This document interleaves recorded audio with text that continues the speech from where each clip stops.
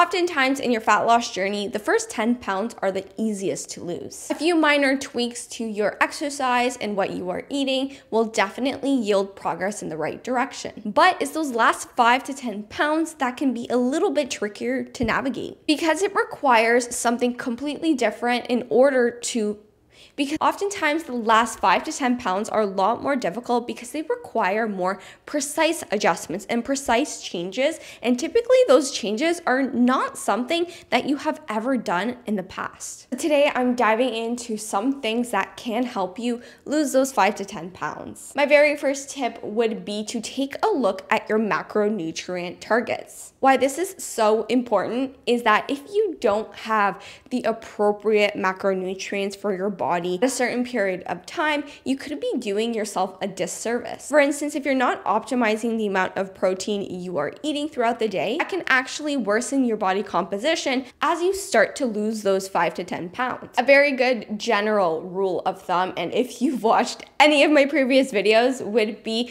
to intake at least 30 to 40 grams of protein per meal, assuming you are following a 3-meal-a-day structure. The key thing here in this very first tip is to not only ensure that, yes, you are getting the appropriate amount of protein throughout your day to support your body composition goals, but ensuring that that 30 to 40 grams of protein is high quality sources of protein. An example of this would be peanut butter. Yes, peanut butter has some protein in it. However, it has a higher proportion of fat than it does protein. And the protein that it does have is not the best quality. Second tip would be to have an honest review of your habit-forming foods. These habit-forming foods are so easy to nibble on, to have a little bite of, to have a little lick or a taste of throughout our day.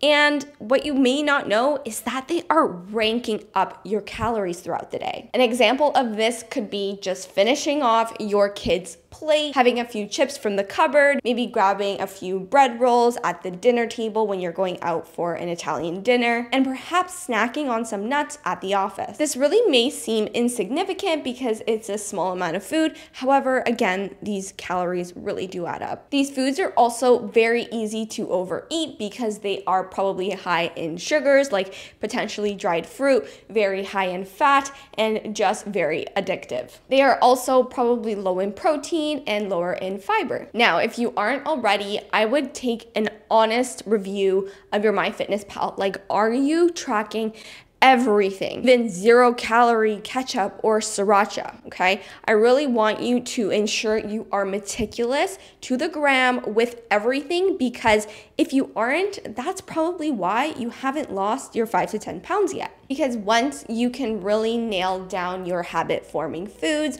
or you take into consideration sauces and condiments that you didn't think were harmful to your fat loss goal, then you can appropriately change your calories, change your macros to better suit your goals. My third tip is to take note of your sneaky natural sugars. When people first start their fat loss journey, they eliminate the more refined carbohydrates, the more obvious carbohydrates, like candies, like chocolates, etc., etc. Removing those obvious sources of processed sugar will have the scale weight go down and change your body composition. As we inch closer to your fat loss goal of losing 5 to 10 pounds, you really have to take into account your healthy sugars that you're adding into your day. For instance, orange juice or adding maple syrup into your oatmeal or chia seed pudding. Although, yes, those are much better options than having like Coca-Cola or some sort of refined gummy candies. Especially if you're not tracking the refined sugars, these can really be spiking your carbohydrate intake and thus increasing your calories throughout the day.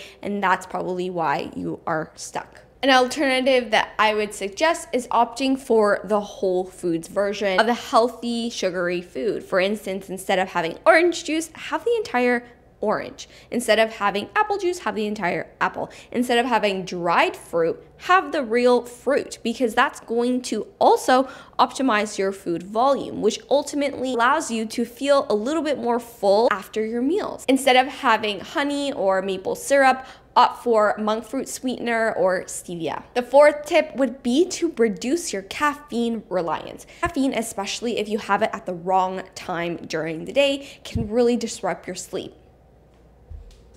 Poor sleep is directly related to weight gain around the belly. And if you're relying on coffee or caffeine to get you through the day, that means you're probably not getting high quality deep sleep. What I would suggest is cutting back your caffeine intake to what it is right now. So if you're used to having like 4 coffees per day, cut it back down to 3 this week. See how you do. And then potentially next week, cut it down to 2. Then next week, do 1. So on and so forth. And if you are particularly sensitive to caffeine, I wouldn't have any caffeine later than 12 or 2 p.m. The fifth tip would be to actually challenge yourself appropriately during your workouts. Now, I don't mean adding more weight to your exercise.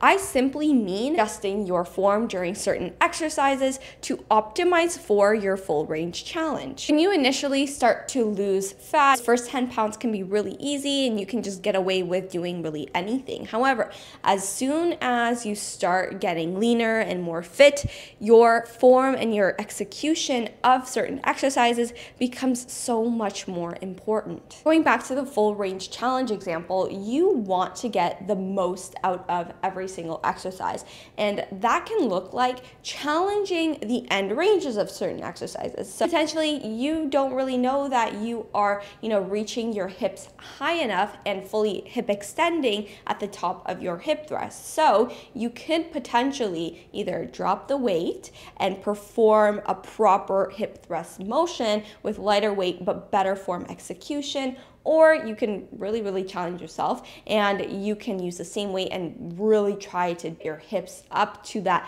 fully hip extended position. There's likely a missing link between where you are now and where you need to be. And exercise execution can be just one thing that is hindering your fat loss. Let me know which tip you will be implementing into your routine. That's it for me, guys. Make sure to give this video a huge thumbs up, subscribe to my channel, follow me on Instagram, and I'll see you next time. Bye.